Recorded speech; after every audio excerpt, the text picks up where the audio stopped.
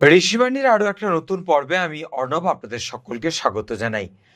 প্রত্যেকটি পর্বে আমরা বিভিন্ন রাশি সম্পর্কে আলোচনা করছি, আর যিনি আমাদের এ বিষয়ে বিস্তারিত আলোচনা করছেন, আমাদের জানাচ্ছেন, সমৃদ্ধ করছেন, তিনি আর কেউ নন, আমাদের সকলের প্রিয় শান্তনুবাবু, শান্তনু শাস্ত্রী।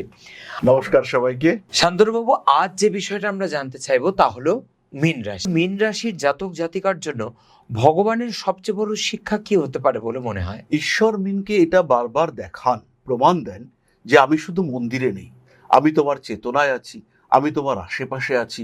তোমার পরিবেশ, পরিস্থিতি, পরিজন, আত্মীয়, কুটুম্ব, ঘরের মানুষ, তাদের মধ্যেও তুমি বারবার আমাকে দেখতে পাবে।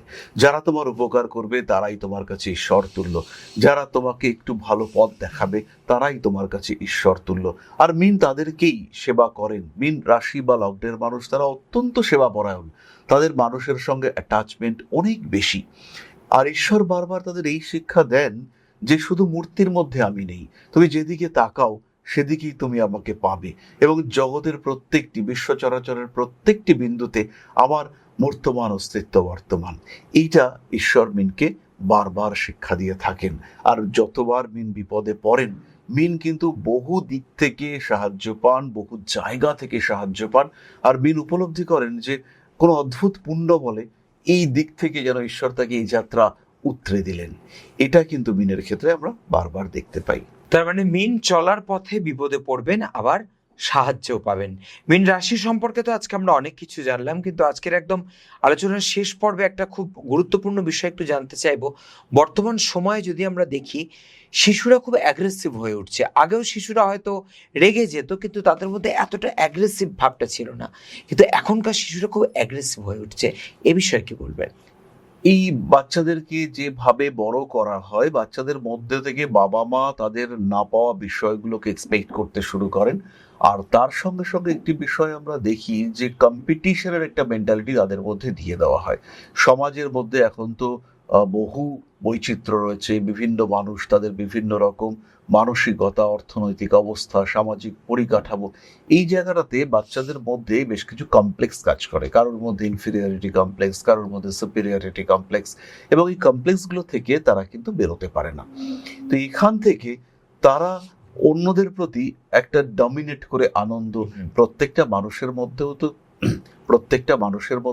তো কিছু নেগেটিভ কমপ্লেক্স রয়েছে, এবং সেই বিষয়গুলির যখন প্রকাশ দেখতে পাওয়া যায়, বলা যেতে পারে উগ্র প্রকাশ দেখতে পাওয়া যায়, এবং বাবা মা এই উগ্র প্রকাশটাকে সযত্নে লালন পালন করেন।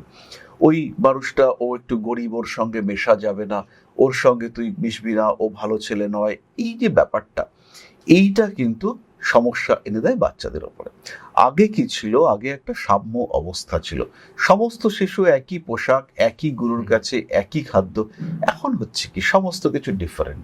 জুতো আলাদা, ব্যাগ আলাদা, টিফিন বক্স আলাদা, জলের বোতল আলাদা, পেন আলাদা, পেন্সিল আলাদা, সমস্ত কিছু আলাদা, এবং প্রত্যেকটা জিনিসেই একটা অর্থনৈতিক অবস্থার প্রকাশ, এটা আমরা দেখতে পাচ্ছি। আর বাচ্চা এটাকে অ্যাকসেপ্ট করছে, তার মধ্যেও অহং সত্তা আছে, সে বুঝতে পারছে যে আমি বড় লোক, বা আমি বড় লোকের সন্তান, বড় বাড়ির সন্তান। কেউ ভাবছে আমার পরিবারের অবস্থা ভালো নয়, সে অন্যভাবে নিজেকে প্রকাশ করার চেষ্টা করছে। এছাড়াও বাড়িতে পারিবারিক যে অশান্তিগুলো হচ্ছে, সবসময় স্বামী স্ত্রীর মধ্যে একটা বিশ্বযুদ্ধ এটা চলতে থাকে, আমি এটা করব, আমি সেটা করব, এই বিষয়গুলো দেখতে পাওয়া যায়। তো এই বিষয়গুলো থেকে যদি মানুষ একটু নিজেকে ফ্রি করতে পারে, বাচ্চাদেরকে একটু টাইম দেওয়া, একটু সময় দেওয়া, তাদেরকে খেলার মাঠে নিয়ে যাওয়া, তাদেরকে বিভিন্ন সেবামূলক কার্যের সঙ্গে যুক্ত করা, এগুলো যদি করা যায় তাহলে বাচ্চাদের মধ্যে সফটনেস তৈরি হবে, এবং তারা সমাজ, প্রকৃতি, পরিবেশ এবং সব জায়গায় সমানভাবে মিশতে পারবে, আর এই অ্যাগ্রেসিভনেস কিছুটা অটোমেটিক্যালি কমবে। এছাড়াও কিছু অ্যাস্ট্রোলজিক্যাল রেমিডিজ আছে, যেমন আমরা বাচ্চা যেখানে পড়তে বসেছে সেখানে একটা জলের বোতল রাখতে পারি, বাচ্চা যে টেবিলে বসছে সেই টেবিলের একটা কপার প্লেট আমরা রাখতে পারি, অবশ্য ডিরেকশনটা আমরা দেখবো। এর সঙ্গে সঙ্গে পড়ার টেবিল, সেটাকে একটু গ্রিন কালারের করে দেওয়া যেতে পারে। এগুলো ছোট ছোট কাজকর্ম করলে বাচ্চাদের অ্যাগ্রেসিভনেস বেশ কিছুটা কমতে দেখতে পাওয়া যাবে। অনেক ধন্যবাদ শান্তনুবাবু। এবং আমার মনে হয় আজকের পর্ব থেকে অনেক মানুষ, অনেক অভিভাবক, অভিভাবিকা, সমাজের বিভিন্ন ক্ষেত্রের মানুষ খুব উপকৃত হবেন। এভাবেই আমাদের সঙ্গে থাকুন, দেখতে থাকুন অনুষ্ঠান। আজ বিদায় নিচ্ছি, নমস্কার। নমস্কার, জয় মা আদিশক্তি।